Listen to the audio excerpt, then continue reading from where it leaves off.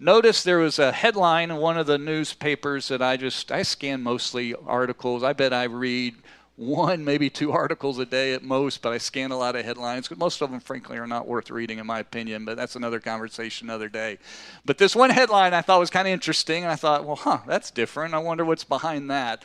And the headline, in essence, said is that the Federal Department of Transportation is requesting that all of us, when we fly, to dress up a little bit more and to act a little more civilly, a little more respectfully, a little more courteously, because we basically have just become, they didn't say this, but this is me putting the spin on it, we've just become a bunch of animals when we travel. We just don't know how to act nice. They said kind of like, it'd be nice if you kind of maybe said please and thank you to your flight attendants and be a little respectful of the people around, that it's gotten kind of bad and kind of ugly. I've always found the folks at Albany Airport quite good. I fly a good bit. I wouldn't say a crazy lot, but I fly a few times a year. To be honest with you, there's one or two other airports that the people are just kind of nasty. And maybe it's because I fly out of Albany in the morning and they're new and fresh, and by the end of the day, the other places, they're dealing with humanity all day, so I try to give them a break as well. But sometimes it's like, oh, okay, I'm going to keep a smile, a good attitude myself as well.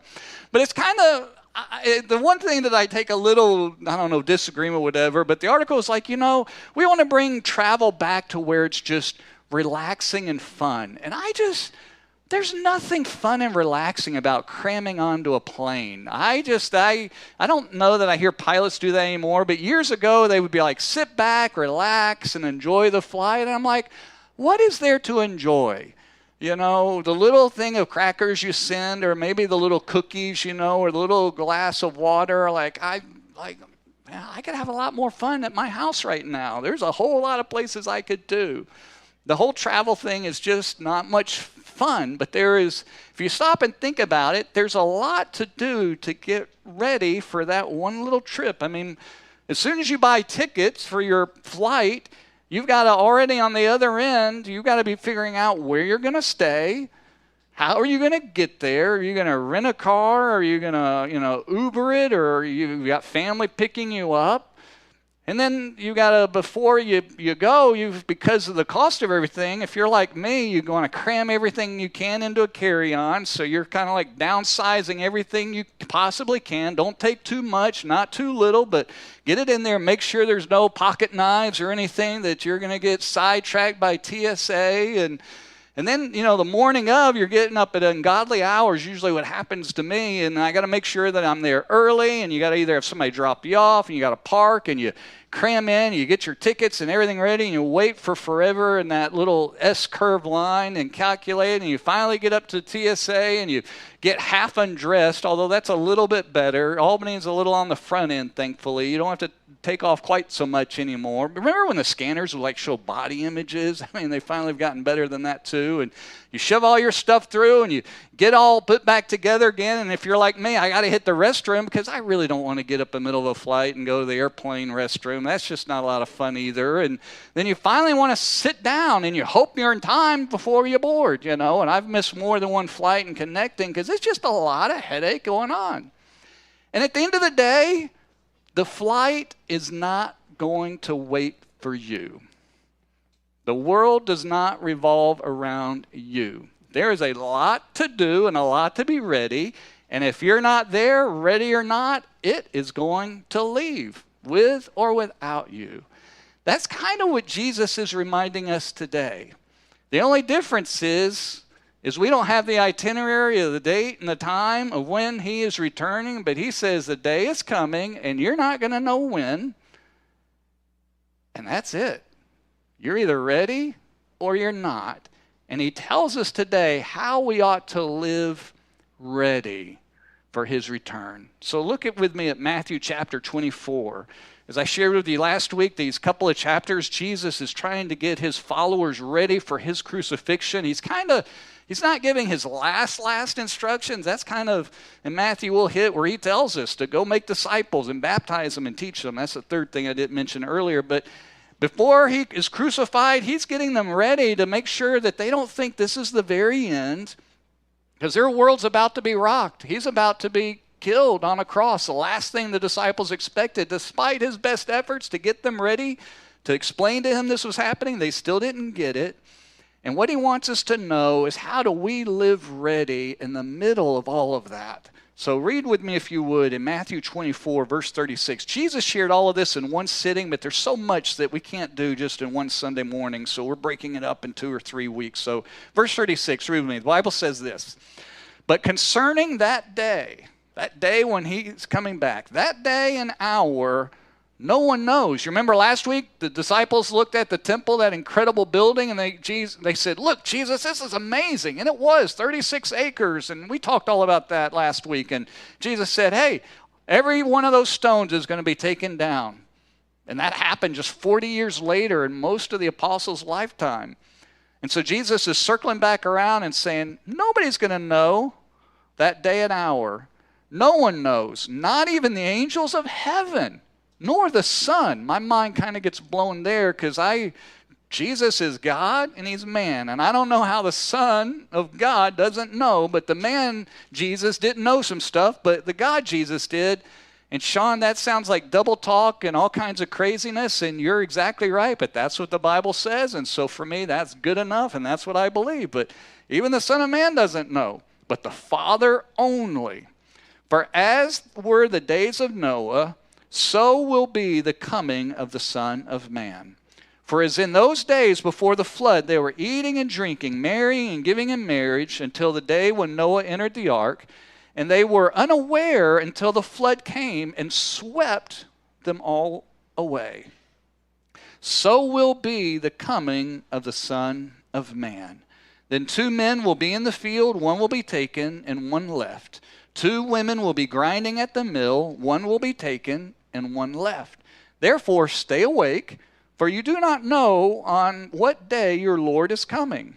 But know this, that if the master of the house had known in what part of the night the thief was coming, he would have stayed awake and would not have let his house be broken into. Therefore you also must be ready, for the Son of Man is coming at an hour you do not expect." First thing I want you to recognize this morning is that nobody knows. No one knows when Jesus is coming back again. If the Son of God doesn't know, I guarantee you there's nobody on this planet that knows when he's coming back. Now, apparently, over the years, some people have taken when Jesus says you won't know the day and the hour, thinking that, well, maybe we can pick the year. But there have been plenty of people that have been wrong on that. We could look at person after person after person as predicts when Jesus is going to come back again. In fact, Albany is kind of a little bit of a historical point. And there was a group. William Miller was a preacher, a pastor, and he had quite a big following in 1844. Sean, that was a long time ago. Yes, it was. That was pre-Civil War. Yes, it was. But it's very interesting. And he taught, that group that he led, and they had a kind of a national following, that Jesus was going to come back on October 22nd, 1844.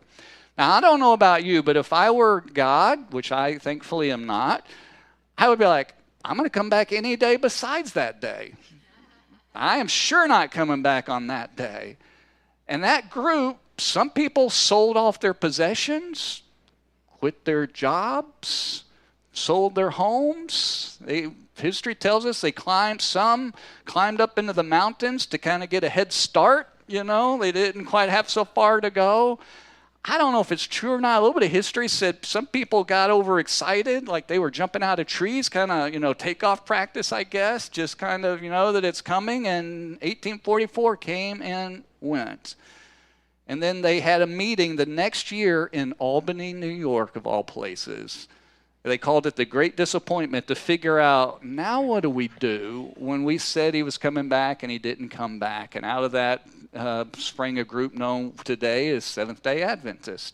There had been all kinds of teachings and people that have picked dates and years and all kinds of things. One that I did not know about that I ran into was that even Isaac Newton got on the middle of this. He picked 2060 as the day that Jesus is coming back. I guess the moral of the story is, if you're going to pick a day, make sure that day is past your life expectancy so you don't ever have to deal with a fallout, But Jesus tells us nobody's going to know the day and the hour. He tells us we'll kind of get a sense of the season, what's going on. And we talked about that, of the completing of the Great Commission, and that things will be wars and rumors of wars. That's just the beginning. Things are going to get a lot worse than what we envision. But make no mistake, God knows the itinerary. I'm convinced he's got it down to the nanosecond of exactly when this is going to happen and when. It is a date set in his mind from all of eternity past, before dates were even being calculated. Now, I don't know how you calculate a date when a calendar hasn't been invented yet, but I assure you God had no trouble doing that. And so that date is set. Jesus is coming back. It is immovable. And what he's trying to make sure at this point of the story is that we are ready for his return.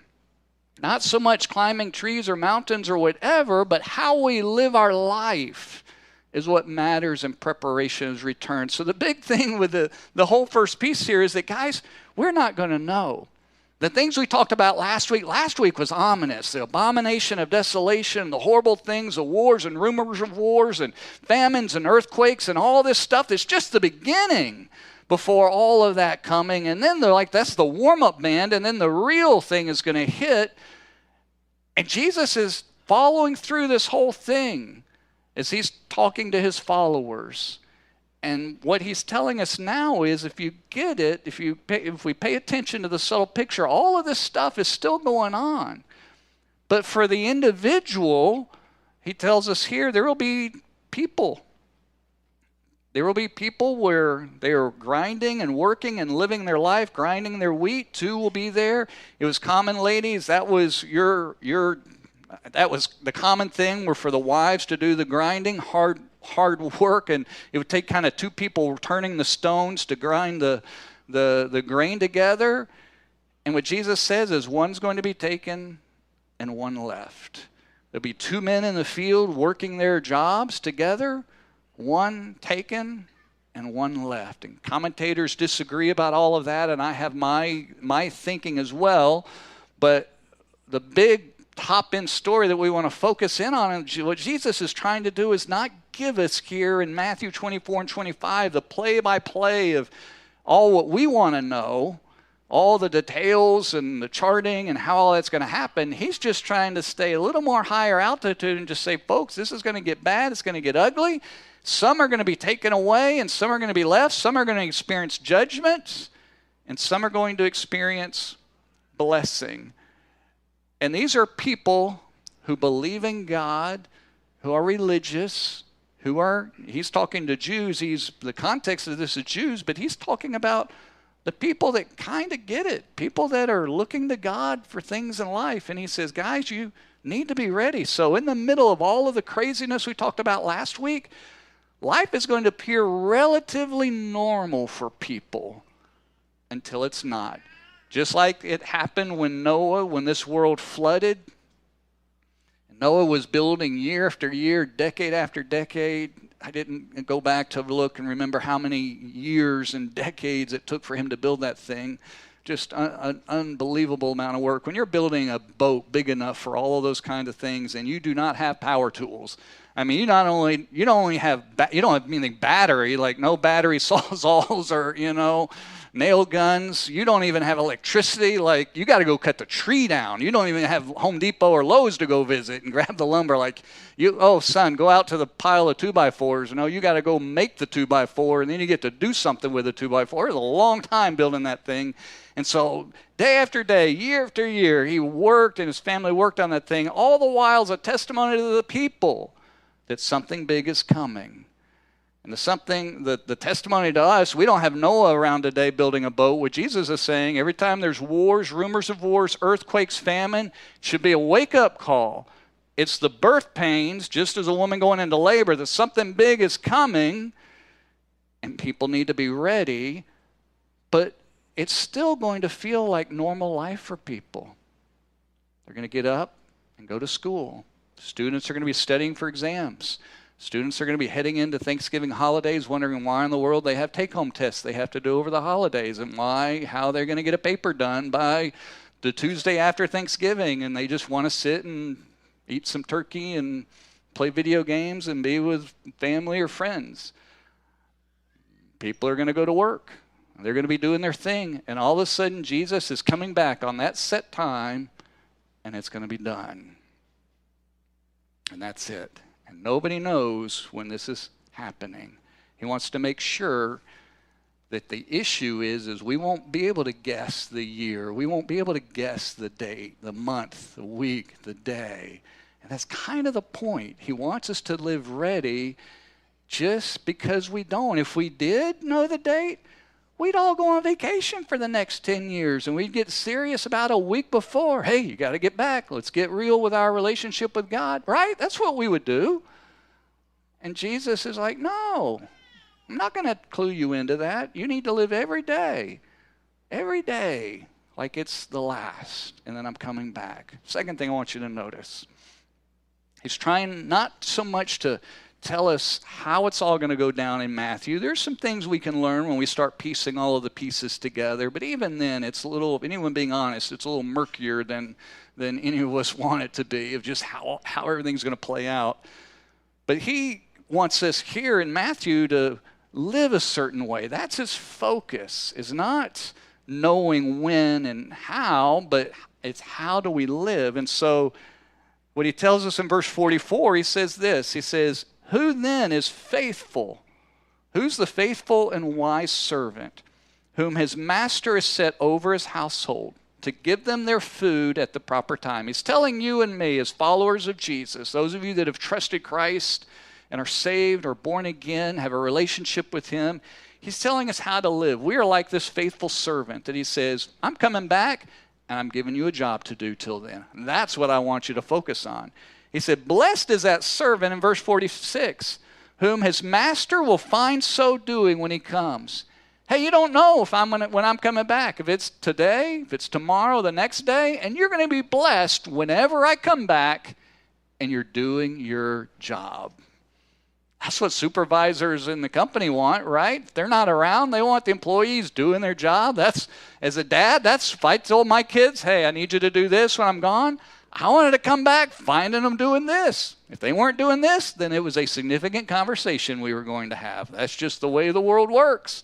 And it's the same with God in heaven, that he says, guys, I'm coming back, and I'm not telling you what time to expect, and you're going to be blessed servant when you're doing the things that I told you to do while I'm gone. In verse 47, he goes on, truly I say to you, he will set him over all his possessions. Does God own a lot? He does. And I take the Bible as literally at every turn as I can. Sometimes it's very clear the Bible and Jesus means a picture and a metaphor.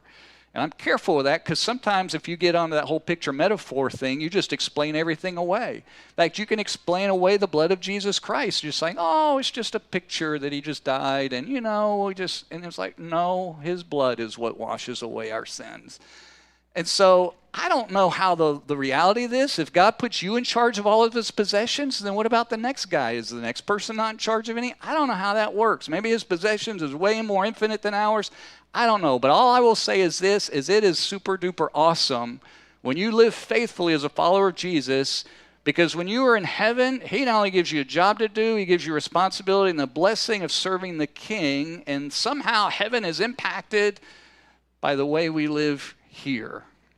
Not getting into heaven, I'll talk about that in just a minute, but what we do in heaven is impacted by how we live. And he says, you're blessed when you live this way. But, verse 48, if that wicked servant says to himself, my master's delayed, and begins to beat his fellow servants, and eats and drinks with the drunkards, the master of that servant will come on a day when he does not expect him, and an hour he does not know, and will cut him in pieces and put him with the hypocrites. In that place there will be weeping and gnashing of teeth. Jesus says that we need to live wisely and faithfully. We need to live with a faithfulness in our life and with a wisdom in our life. You see, we should be living in such a way that we're waiting on Jesus to come. waiting on his return doesn't mean that we sit down and look out the window and don't do anything but think about his return. You're not going to be able to do that for very long. Any mom of any toddler knows, like, you just cannot expect you're not going to get a toddler to do it. You're not going to get an adult to do it. You might be able to do that for an hour, maybe 2, but I promise you in the middle of that, your brain is wandering all kinds of places, all kinds of things. You just can't stay focused and fixated on that. It's an impossibility. That's not what Jesus is wanting us to do. What he's saying is we ought to live expecting that he's to come, maybe living with an eye, if you will, toward heaven and eternity, whatever, the picture helps you to kind of get your mind wrapped around it. But we ought to have a focus on what we're doing here. That we prepare for there by how we live here. And he says, make sure that you're a good and faithful servant that is taking responsibility among the other servants around you. You see, when you become a follower of Jesus, he expects a level of leadership in your life. He expects you to lead yourself well, but every one of us has influence and impact and responsibilities of how we serve and we provide for the spiritual life and for the life of those around us. You see, he says, this servant, you're blessed when you are faithful and you are living your life in my world, helping my other servants. And you are part of the ministry plan that I have for this whole world. And Jesus really culminates it in Matthew 28 when we get there just after, I think, New Year's or so we'll get there, that we're to share the gospel and to baptize and to teach everyone to follow him. That's the summation of what he expects out of our lives individually. It's the summation of what he expects out of us as a church. And what he's looking for when he returns is, are we being faithful for all of those things? That's more than just being responsible to our own family or our own household. If you're single, it certainly includes more than just you. But if you are married or you have, a family or kids or however that family goes, it includes them. But it goes far beyond them. On the one hand, he says, treat people well. Not abusing authority. Not beating others. One of the things that I look for when I think about leadership, especially in thinking about pastors and other leaders and church planners that I work with, is I'm looking, do they know how to use authority well? Or do they tend to abuse that authority and that power? And I mean even subtle little things. And Jesus says we have a responsibility to treat people respectfully, but beyond that, providing the food that they need. Making sure that the household is taken care of and serving them responsibly. You see, every follower of Jesus Christ, he gives spiritual gifts to. And it's different for everybody. Some have a gift of mercy, some a gift of hospitality, some of teaching, some of faith, some of giving. But he gives them to everybody. And he says, if you're a follower of mine, are you using your gifts to provide for my family? Are you doing that? So a real question, if we're living with expecting Jesus to come back, is, are you living in a way that you're leveraging the things that God has given you in your life for the blessing of his extended family? That goes far beyond your immediate family. That's his. This is his family, and it even goes beyond that. But are you using your gifts, your resources, your talents, your finances, your time? Are you making sure that his family is provided and cared for? If not, then you're not living expecting Jesus to come back today. Instead, we kind of might be acting more like the teenager sitting on the couch playing video games, convinced that dad's delayed a couple hours and they got an hour at most to mow the lawn, so we're just going to sit and play. And Jesus says, don't do that. Get off the couch, and then you can have some time to play a video game too. It's okay because it's not all work. But he says, be responsible to give of your life. And if you struggle to point to an area of your life where you really are giving beyond yourself regularly, helping God's family know him, come to know him, you're missing the boat, because you're not only, maybe you're not beating the servants. You might say, well, Sean, I'm not beating. I'm not misusing authority. Well, the other option is just get distracted, because then this guy is like, well, he's just eating and drinking. He's hanging out with the drunkards. He's hanging out with people that are just partying and just kicking back and having a good time, distracted, being irresponsible in life.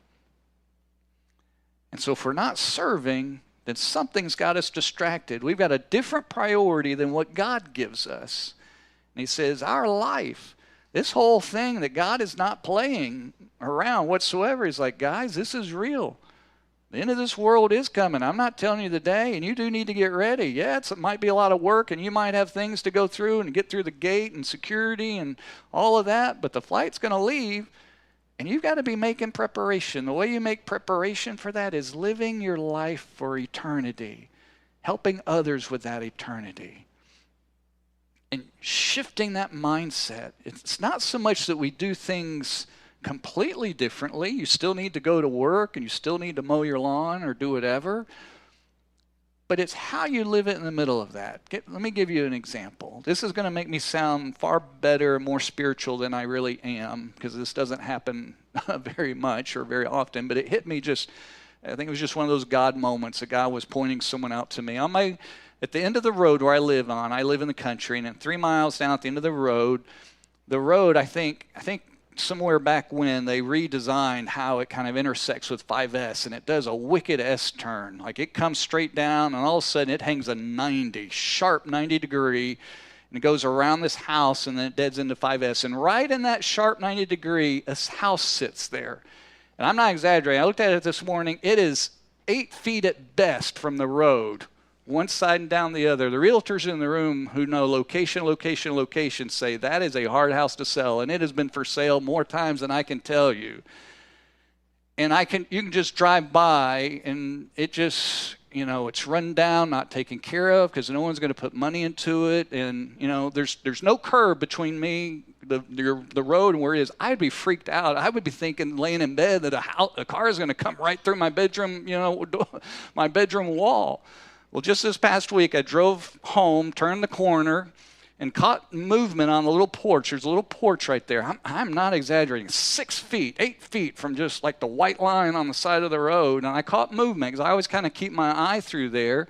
And there was, I presume, a little boy, might have been a little girl, maybe 7, 8 years old, playing on the deck. And it was dark, and I just caught movement and caught the age. And there was nobody around that I could see. And I just kind of brace, because last thing I want, is a kid running in, the road. And I thought, why is a little kid out there playing by themselves? Truly, somebody might have been there with them. Don't know. Somebody could have been looking out the window, but I just saw a little kid. And my heart kind of broke, because I just know the backstory of the house and the situation, the dynamics and all of it. And I just got a picture of this kid out there all by himself. And I don't know why I thought this, but it hit me. And I just said, Lord, I care about what happens to that kid. I care about that little boy, whether he goes to heaven or not. And my guess is he probably doesn't have a mom or dad who's taking him to church. Probably doesn't have anybody telling him about Jesus. There's probably very little going on in his life. But I care. And Lord, if there's something that I could do that would make sense and not be weird, I would be glad to do it. I mean, this is 3 miles from my house. I have no connection. I wouldn't even know the kid if I saw him in daylight. I just saw the height and the shape. But I felt like, I said, Lord, if there's something you want me to do, would you help me to see that and know that? And at the very least, I'm praying for that little boy and his soul. We should all live with that picture of eternity in our mind and our heart, about all the people in our lives every day, guys. Like, the world around us is not what matters. Ultimately, it's eternity. I'm not saying that we all need to sit and get ready for takeoff practice, for Jesus coming back. It's not us sitting and looking out a window. But what he's saying is live your life, but live it in such a way that you're leveraging all the things that he's given to you. Your abilities and your skills and your knowledge and your relationships and your friendships, your spiritual gifts, your finances, your time, your just everything that you own to matter for an eternity, and live investing for his family and future family.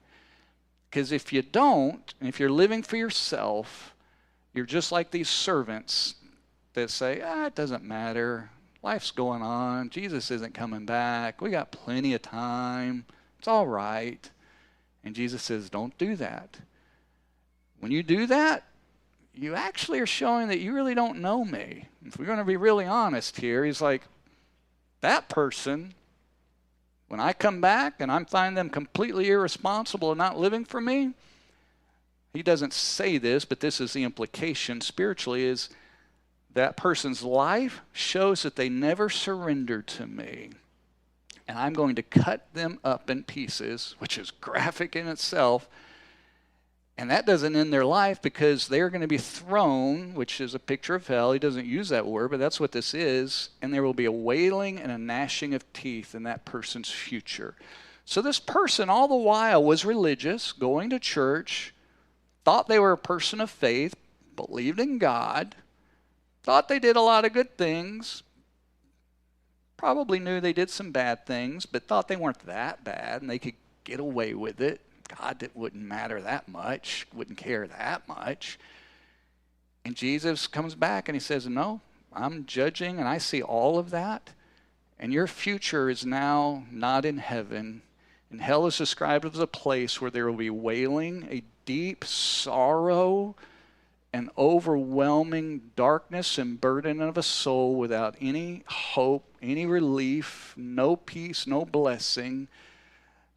Vacillating between that, oscillating back and forth between that and anger. Maybe angry at God, maybe angry at the self, as why didn't I do something? Why didn't I respond? Why didn't I? And that's that person's future. So Jesus is saying, guys, this plane is coming and it's wonderful. If you come to know me and you just live for me, I'm going to put you in such responsibilities in heaven, it's awesome. But if you miss it, there's no second flight coming.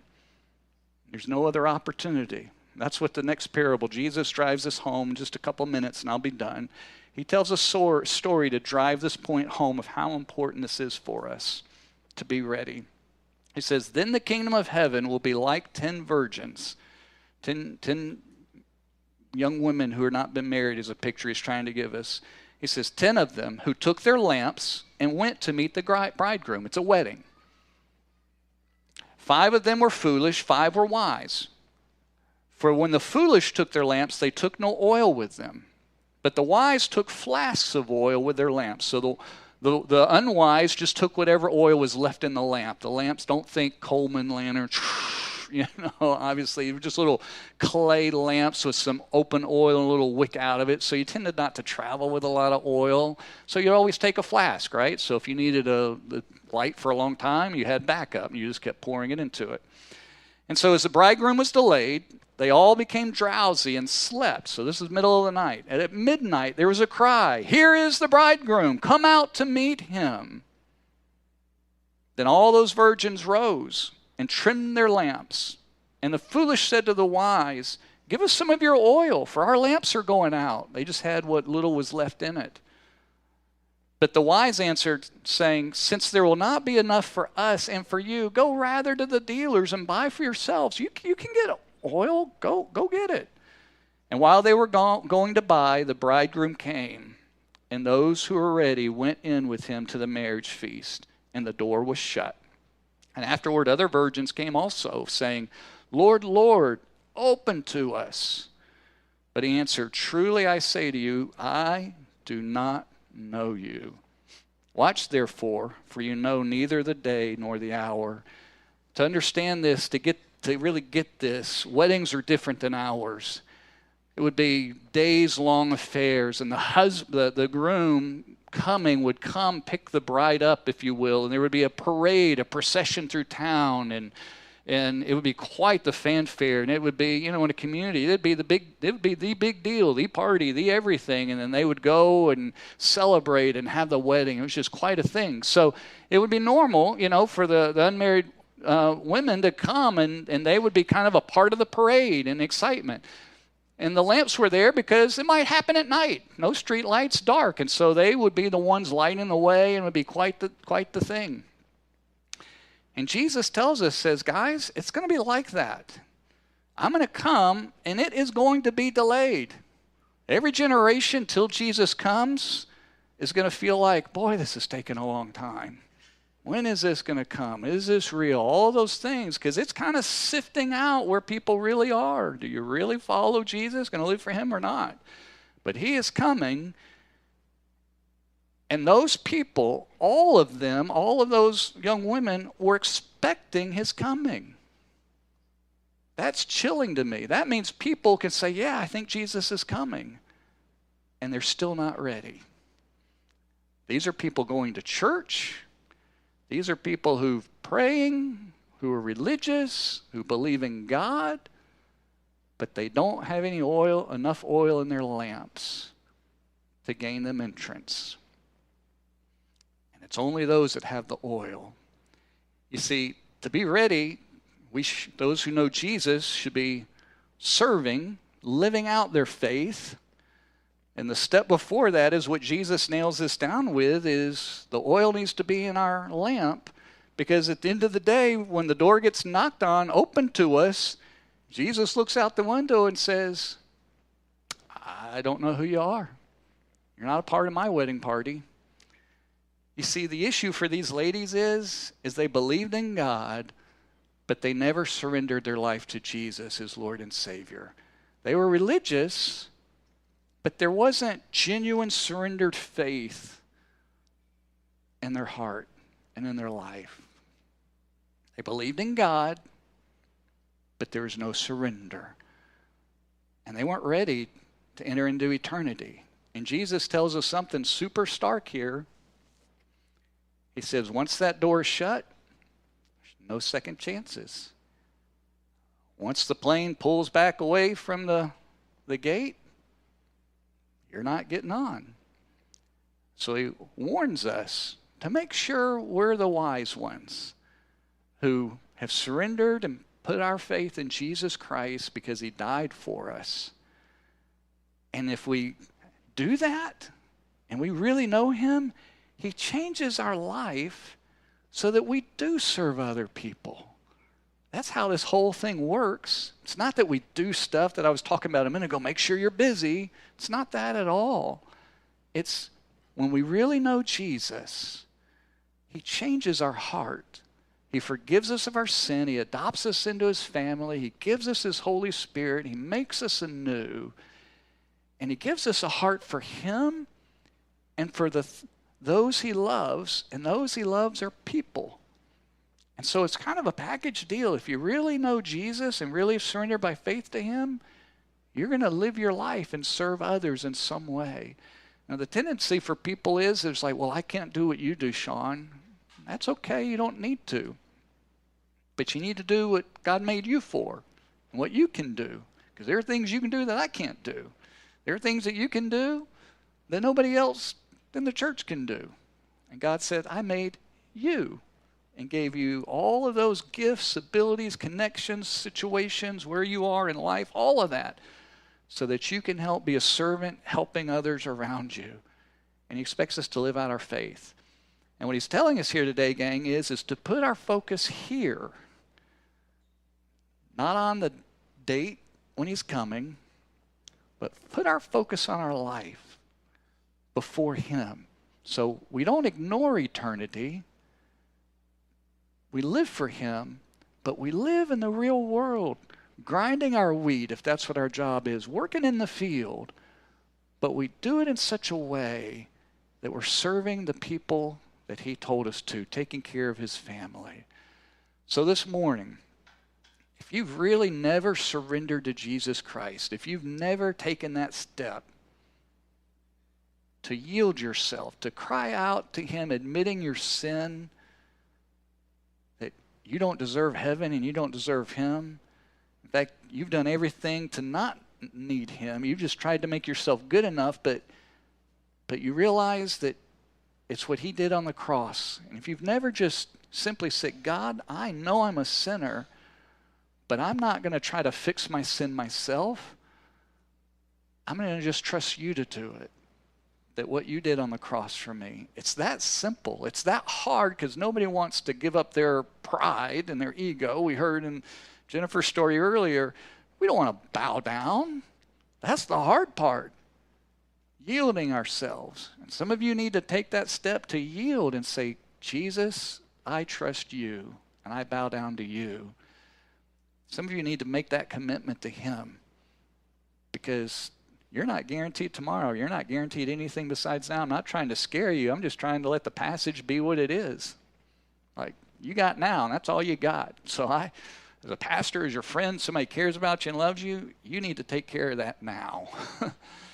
That where you admit that and yield that to God. And you can do that right where you are, surrendering to him. If you still are a little unclear and want to do that, I would love to talk to you after the service. Would love to do that. But take care of that.